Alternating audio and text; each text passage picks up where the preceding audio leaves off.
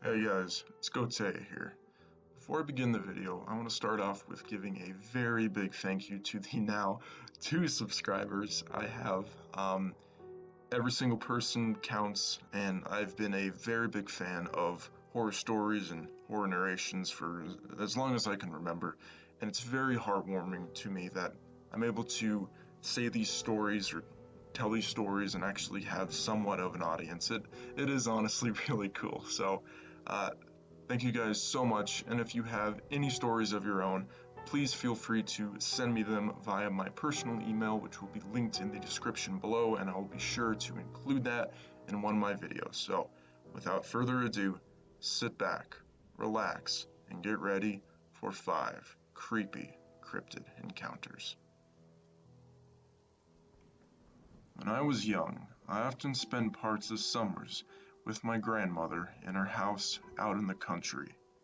It was my favorite place in the world, and I always looked forward to the week-long stays of gardening, baking, late-night fires with s'mores and ghost stories, and enjoying having my grandmother all to myself. There was a pond, not far from her house, where I would sometimes go to swim. It was home to quite a few frogs, and at night they made the most incessant noises. I complained to my grandmother only once, saying I could enjoy the night breeze with all of that racket. She took me on her lap and told me a story about an old man and woman who used to live near the lake. The old man couldn't stand the singing of the frogs, but his wife told him that they kept the Wendigos away, and to harm them would be unwise. Well, he didn't listen, and set out methodically catching all the frogs on that lake. It was a process that took some time, but he did not stop until he had rid the lake of the pesky amphibians. That night, without the protection of the frogs, he and his wife were slaughtered by the Wendigo, a vicious, whip-like demon creature with elongated fingers ending at razor-sharp talons, and rows upon rows of silver teeth as thin as needles. I wrote it off as another one of her ghost stories, though she seemed more serious than usual about it. I never complained about the frogs again after that, mostly because I grew to actually enjoy them and put the story out of my mind. In fact, I'd forgotten all about it until it came up this past spring in my Native American literature class I was taking in college. The mention of the Wendigo sparked that old memory of my grandmother's story. I thought she had made up the word.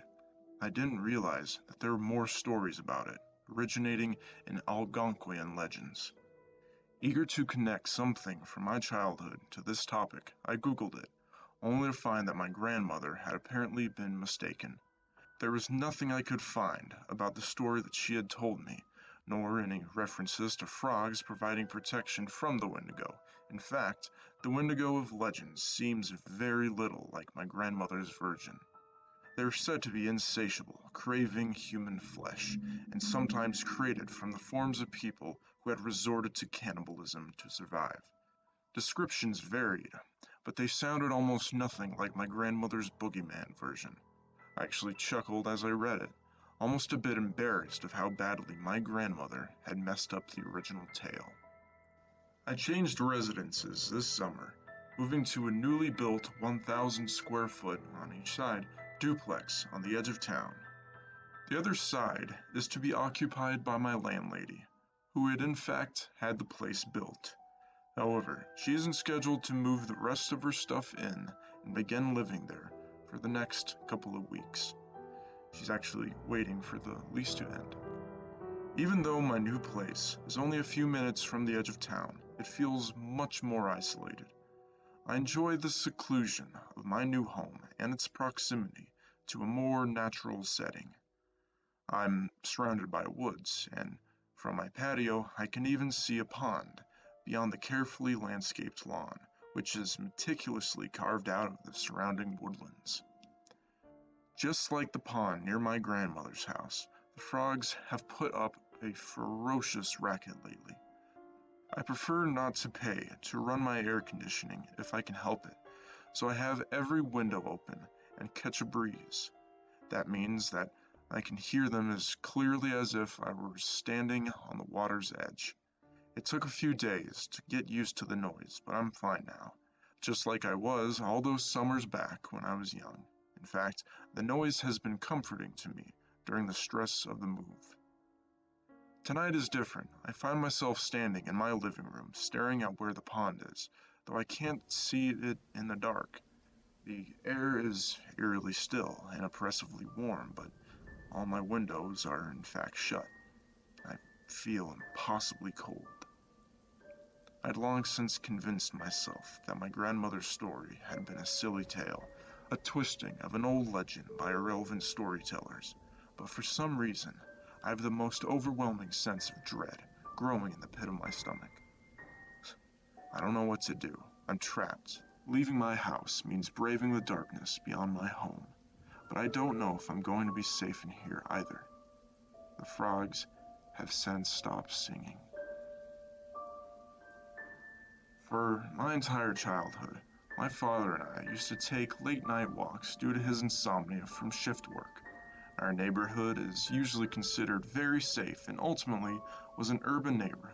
Besides that, one of the roads towards the back of the neighborhood was lined with thick forest for about a mile and a quarter deep, which made a circle back in on itself.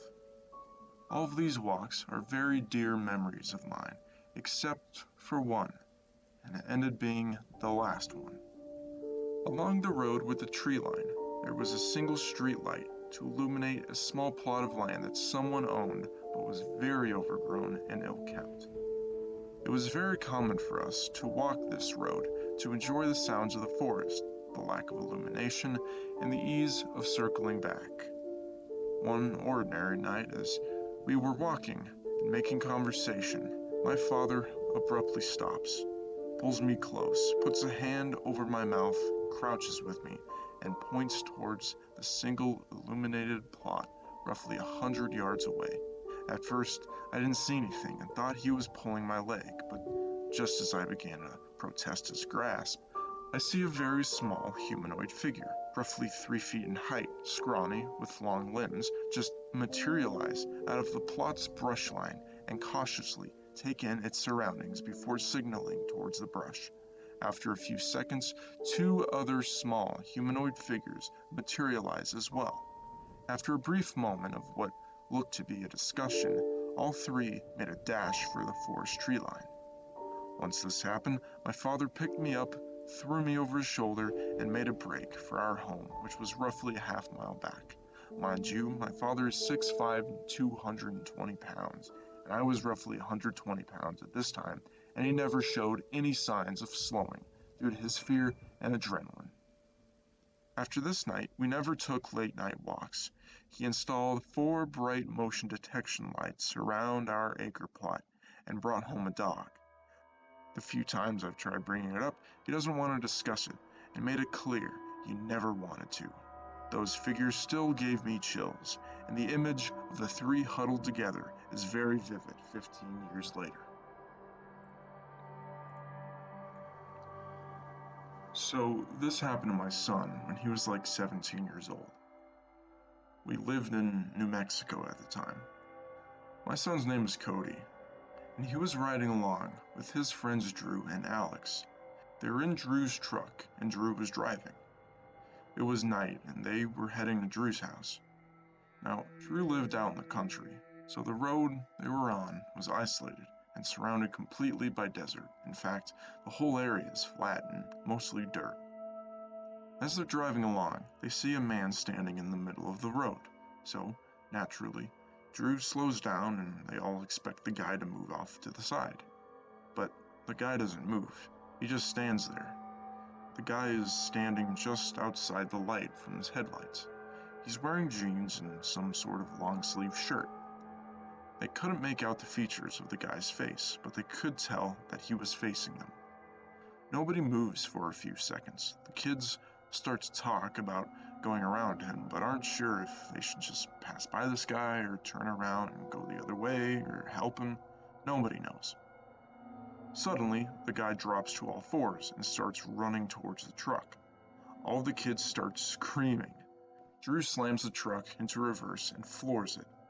Now, they're going backwards on this dark country road, and this guy is chasing them on all fours, and he's keeping up with the truck. Drew goes faster, and finally the guy drops out of sight.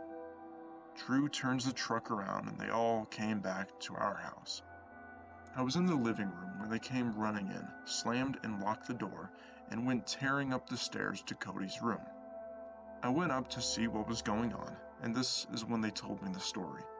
I've never seen them so pale or so frightened. They were completely freaked out.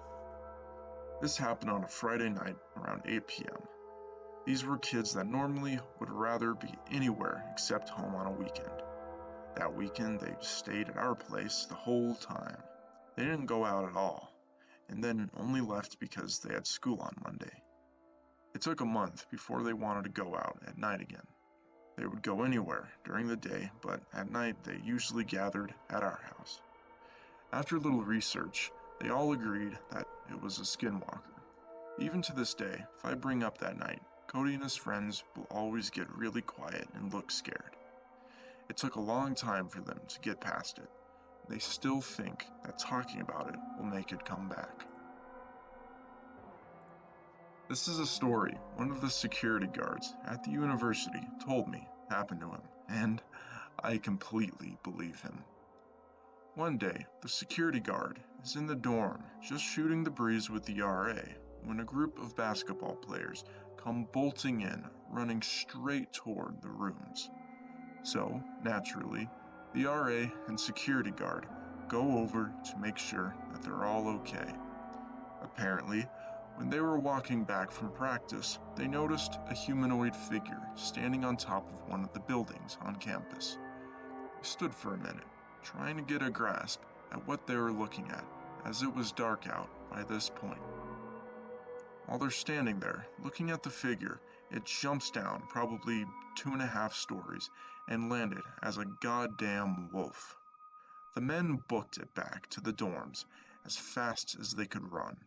So, security and the RA go to investigate. When they get to the doors of the building and look out, they can see at the entrance of the football stadium a guy in a black trench coat, pacing back and forth staring at the dorm. Both men saw the guy, so they go out to see what's up with this dude. And as they start walking over in his direction, he takes off running and, no shit, dude turns into a black wolf and runs off. The guy was caught on multiple CCT security cameras in a different dorm, stealing sage from someone's car on a different occasion. I was walking my dog one day when he started woofing and barking at the house across the street. I slowed down, trying to get a look at what he was seeing. When I looked, there was a white, grayish boomerang-shaped thing, flapping its wings, or at least what I saw were wings, really slowly, like a manta ray in the water, but it was moving way too fast. This object was circling our neighbor's house. It zoomed around the house, disappearing into the backyard and going back around the front, maybe 5 times as I stood there, staring at whatever this thing was. It was nighttime, but there was certainly enough light to see that it didn't have any definable features. It was just an amorphous boomerang-shaped thing, and it was flying with one wing pointed towards the ground and one towards the sky, vertically. People say it was an owl or a bat or another type of bird, but it didn't have any features, or definable edges or eyes, or even a head, anything animalistic. It was just a diffuse, oblique, unnatural shape that was 100 or so feet away from me, moving way too fast for how slow its wings were flapping. And then it disappeared behind the house. To this day, I'm not sure what it was, or if I even truly saw something. The prospect of it being a vivid hallucination is almost as scary, but my dog saw it too. I swear on my mother's grave, I saw something that night. Hey guys, it's Gote here. I want to thank you again for listening to this video and hopefully being one of the 2 subscribers I have now, we'll get there. I applaud you guys. But if you're not already subscribed, go ahead, subscribe, like, comment, do everything you want to do. Hit the bell notification if that's a thing. um, but yeah, if you have your own story, please do send that to me in my personal email. Again, linked in the description below, and I will be sure to read it out in one of these episodes. But stay quarantined. Please be safe out there. Wash your hands and stay away from old people. They're pretty cool. We really just want them around for however long they have. So, love you guys. Thank you so much. And I'll see you, mates, in the next episode.